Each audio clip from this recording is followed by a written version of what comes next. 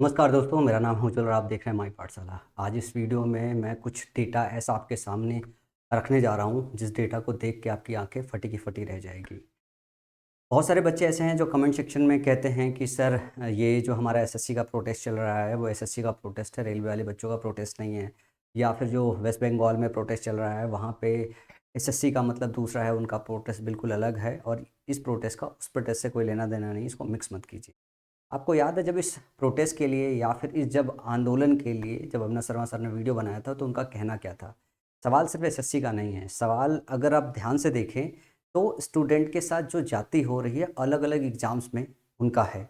चाहे हम बात करें एसएससी का एग्ज़ाम दें, हम ही हैं जो एसएससी का एग्ज़ाम देते हैं, हम ही हैं जो रेलवे का एग्ज़ाम देते हैं, और हम ही जो बच्चे पढ़ा रहे हैं वो पुलिस भर्ती का एग्ज़ाम देते हैं। पुलिस भर्ती की बात करें तो पुलिस भर्ती का एग्ज़ाम एसएससी से लेके स्टेट गवर्नमेंट एग्ज़ाम भी कंडक्ट कराती है। इस तरीके से आपके टीचर्स के एग्ज़ाम हो गए, नीट यूजी पीजी के एग्ज़ाम हो गए, डिफरेंट टाइम के गवर्नमेंट एग्ज़ाम, एंट्रेंस एग्ज़ाम, इन सब की अगर बात कर लो, अगर आप पिछले 5 सालों का डेटा देखोगे ना कि 5 सालों में कौन-कौन से ऐसे एग्ज़ाम हैं जो फेयर तरीके से कंडक्ट हुए हैं और कौन-कौन से ऐसे एग्ज़ाम हैं जिसमें स्कैम हुआ है, कंट्रोवर्सी हुई है, कोर्ट केस हुए हैं, तो आपको समझ में आएगा कि एक भी ऐसा एग्ज़ाम नहीं है पिछले 5 सालों में जो एग्ज़ाम कंडक्ट हुआ हो और फेयर तरीके से बगैर किसी कंट्रोवर्सी के, बगैर जो है अ, मतलब कोर्ट में जाए हुए बच्चों ने आसानी से पेपर दिया हो, ईमानदारी से सब कुछ हुआ हो और प्रोसेस स्मूथ रहा हो। बिल्कुल नहीं रहा हो।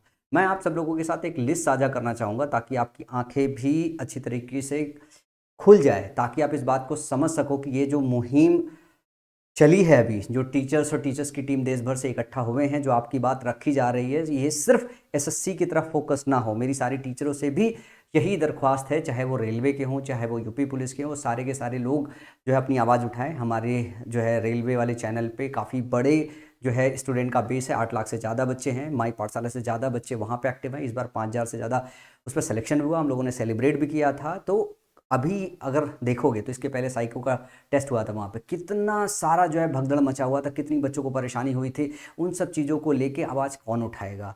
ये कहने से पहले कि हम सिर्फ एसएससी की आवाज़ उठा रहे हैं, हमारे रेलवे का आवाज़ उठाने का कोई मतलब नहीं बनता, या फिर वेस्ट बंगाल के छात्रों का आवाज़ उठाने का कोई मतलब नहीं बनता। नहीं, ये तो एसएससी एकदम करंट मुद्दा है जो पानी मतलब सर के ऊपर से चला गया है।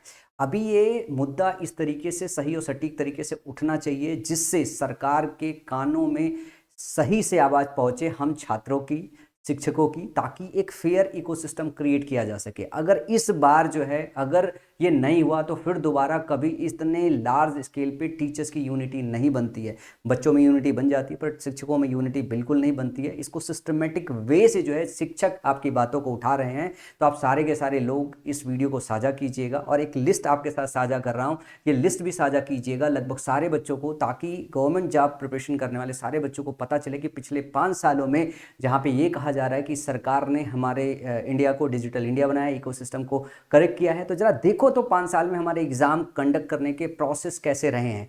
ये पूरी की पूरी लिस्ट लेके आया हूँ, नेशन वाइड एग्जाम से लेके ये लिस्ट है, स्टेट वाइज एग्जाम की पूरी लिस्ट बनेगी। अगर इसको ध्यान से देखोगे, इसको आपको डिटेल में 10-15 मिनट 20 मिनट दे के पढ़ना पड़ेगा, तब आपको समझ में आएगा कि एग्ज़ाम और एग्ज़ाम में क्या क्या हुआ। इसमें बहुत सारा डिटेल मैंने ऐड किया है, बहुत सारा मेहनत लगा है इस डिटेल को खोजने, खंगालने में, इनको ऐड करने में। सिस्टमेटिक वे से मैंने लिख रखा है, इनके आउटकम क्या है, कोर्ट में कैसे केसेज हुए, कौन कौन से एग्ज़ाम कैंसिल हुए, उसमें क्या क्या इशूज़ रही, क्या नोटेड इशूज़ है, कई बार पूछते हैं ना क्या इशूज़ है। तो ये सारे जो लिस्ट है ना, ये लिस्ट आप साझा कर सकते हो सभी को जो है। और कई बार क्या होती है, न्यूज़ एजेंसियाँ पूछती है ना कि भैया इशू क्या है बता दो, तो सीधा सीधा ये पीडीएफ उनके मुंह पे ऐसे फेंक के जो है भिजवा दो कि भैया ये है लिस्ट, ये है इशूज़, पिछले 5 साल के एग्ज़ाम देख लो, मुद्दे कितने भारी है।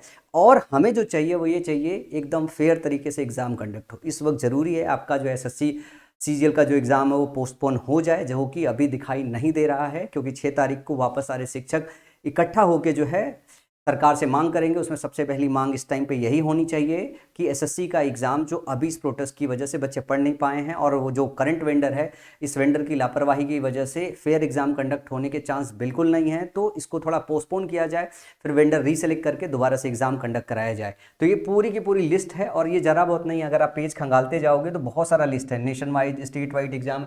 यहाँ मैंने एक भी एग्ज़ाम नहीं छोड़ा है, चाहे प्रोटेस्ट का रिएक्शन है, क्या हुआ है, अभी तो रेलवे के चल रहे हैं, स्टेट वाइड एग्जाम, मतलब कुछ नहीं छूटा यार। मतलब आप देखोगे ना, सैकड़ों ऐसे एग्जाम हैं जिसमें पिछले 5 सालों से लगातार ये सब कुछ हो ही रहा है। सीयूटी 2023 की बात कर लो, उनके की इशूज़ को मैंने मेंशन कर रखा है। ध्यान से देखो, यूपीएससी में सीएससी और ईपीएफओ से रिलेटेड 2020 से 2022 एक लार्ज स्केल की कंट्रोवर्सी हुई थी जो है, इसमें एग्जाम में लेके बहुत सारा डिमांड था। तो मैंने सब कुछ एक जगह जो है, जो लीगल बैटल से लेके है, कितनों पे सुप्रीम कोर्ट में केसेस अभी तक चल रहे हैं, उनके आउटकम का क्या है, ये सारी चीज़ें जो है ऑलरेडी इसमें चल रही है। अभी आपने पता था जब नीट का मुद्दा उठा था तो अलक पांडे सर ने जो है इस मुद्दे को इस लार्ज स्केल पर उठाया था कि सुप्रीम कोर्ट तक ले गए थे उस मुद्दे को लेके। अभी आपको पता है उसका फाइनल वर्डिक्ट आया नहीं है, अभी सुप्रीम कोर्ट में चल ही रहा है।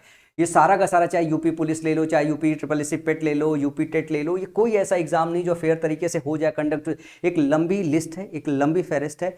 मैं चाहूँगा कि आप सारे के सारे बच्चे जो है, सारे के सारे बच्चे इस लिस्ट को सभी बच्चों तक साझा करो, ताकि सभी बच्चों को एक बात ये पता चले कि भैया हमारे एग्ज़ाम का जो इकोसिस्टम है क्या, हम ये लड़ाई किस बात के लिए लड़ रहे हैं। हम इस बात के लिए लड़ाई लड़ रहे हैं कि इस तरीके के जो एग्ज़ाम डिफरेंट टाइम के, चाहे सेंट्रल में चाहे स्टेट में जो कंडक्ट हो रहे हैं, वो फेयर तरीके से कंडक्ट हो, एजेंसियाँ सही तरीके से एग्ज़ाम कंडक्ट कराएं। हम सारे के सारे जो छात्र हैं वो छात्र चुपचाप शांति से पढ़ाई करें, एग्ज़ाम दे। अगर हमने मेहनत सही से कर रखी है, हमारे स्कोर अच्छे हैं, तो हम सेलेक्ट होकर डिपार्टमेंट को ज्वाइन करें और उसमें से फेयर चांस मिले सभी को कॉम्पीट करने का। ऐसा ना हो कि अनफेयर चांस मिले, जो कि अभी करंट वेंडर के साथ, करंट इकोसिस्टम के साथ यही हो रहा है। आप सबको पता है इंटरनली क्या चलता है यार, मतलब ये जग जाहिर है कि कितने सीटें इनसाइड से भर जाती है, कितनी सीटें ऐसी होती है जो हम जाते हैं। मुश्किल से 30-35% ऐसी सीटें होगी जो हम अपनी फाइट से जाते हैं। बाकी सारी जगह जो है यही सुनने को आता है कि कहीं 20 लाख रुपए में सीट बिक रही है, कहीं 40 लाख में बिक रही है, कहीं 10 लाख में बिक रही है, कहीं 5 लाख रुपए में बिक रही है। ये बहुत सारा होता है, ऐसा नहीं कि हम में से आप लोग नहीं जानते हो, हम सारे के सारे लोग जानते हैं और ये विजिबल चीज़ भी है। लेकिन कौन आवाज़ उठाएगा? हम नहीं उठाएंगे, आप नहीं उठाएंगे तो कौन उठाएगा?